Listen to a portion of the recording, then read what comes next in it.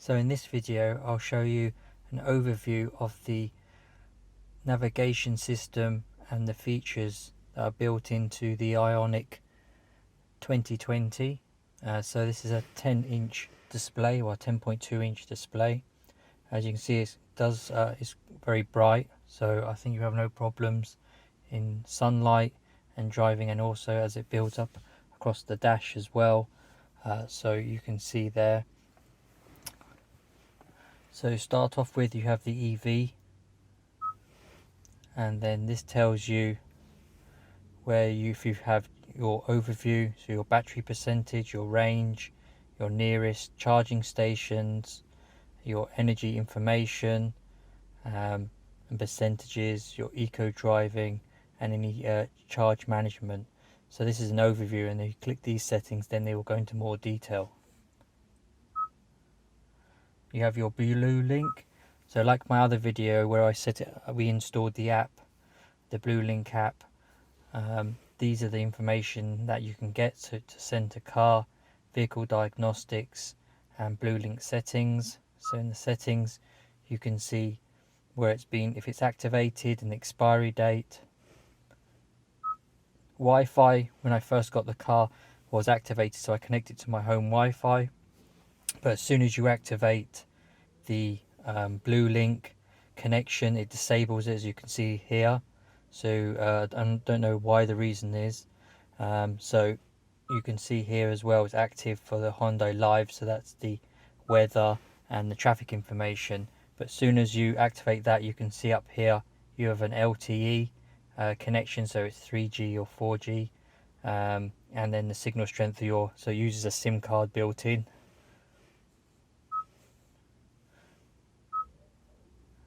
Next one is Hyundai Live.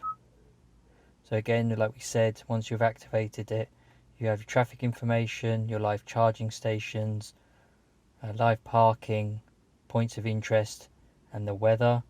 So like for example, tells you the weather in your current location. Go back. So Apple Carplay, so if you connect your iPhone to the USB port, then this button will come active, and you can click on this. Voice memo, I suppose if you want to quickly take a voice memo, you can do here. There's the option.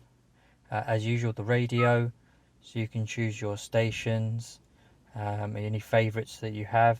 Of course, you have other buttons down here that will actually take you to the radio, to the main screen.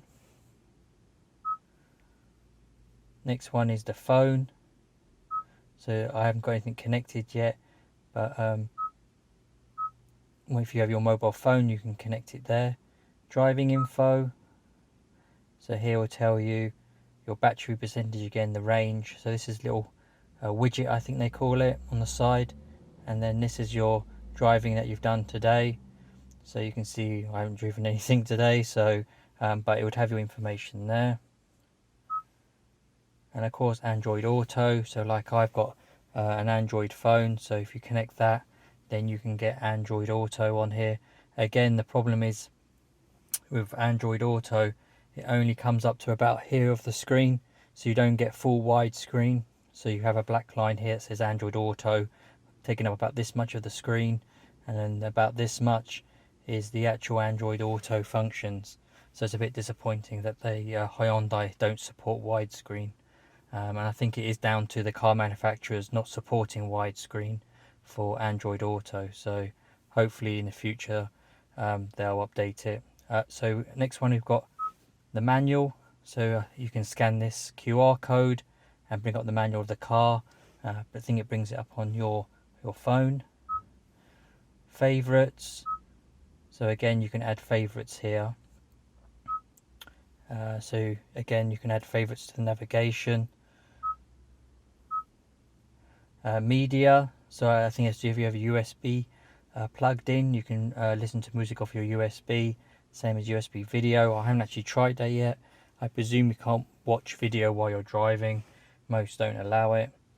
Navigation, again, it's the same as this one here. So as you've got address, previous addresses, point of interest, Hyundai Live, resume your guidance if you've stopped it, address book, point of interest, names, charging stations. You can swipe across. You got your Hyundai service stations, route options, coordinates, and my point of interest, so if you save anything, and plan tours. And of course you can set your favorites down here for one touch. So if you set your home, your office, work, your favorite supermarket, or wherever you want to go. And then we have settings. So again, you've got your vehicle settings, and of course here you can set up eco, normal, sport, drive mode change alert. So a change of drive mode is not indicated, so I think it makes a sound if you change it. And then climate, so you can set up here to auto defrost, so it directs air to the windshield to reduce moisture on the windshield glass.